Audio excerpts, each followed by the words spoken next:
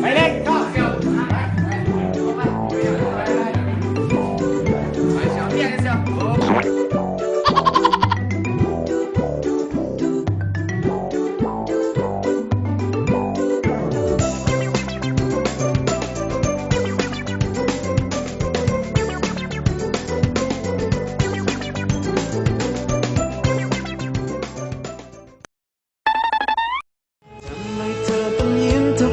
ที่เดินสวนกันทำไมเธอต้องหวานทุกคำที่เอ่ยหวานจาเดี๋ยวให้ดูแม่นี่เป็นไงเอาไป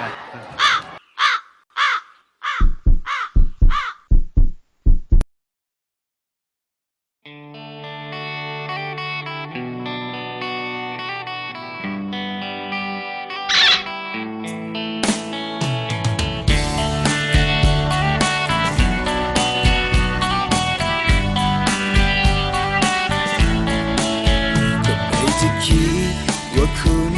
ที่แสนธรรมดาหน้าตาเราเล่าผู้สาวผู้สนใจจะมาพวกคุณน่าหักและจริงใจยิ่งกว่าใครเจ้าคนนี้เขาเป็นแฟนกันเนาะบอกเคยมีแฟนแล้วเก็บเอาไว้ก่อนคำว่าลาก่อนเสื่องไว้สาก่อนคนดีของอายตะกี้ตะก่อนฮักกันสำใดอยากให้ลองตรองดูจักคราวเก็บเอาไว้ก่อนคำว่าลาก่อนเสื่องไว้สาก่อนอย่าด่วนอย่าฟ้าวว่าต้องปากันฮักกันคือเก่าให้เป็นโอ้โอ้โอ้โอ้ละนอบ่ได้หักแค่ใจอาย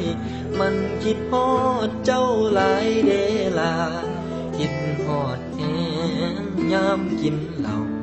คิดฮอดเจ้ายามไอ้เมาคือมา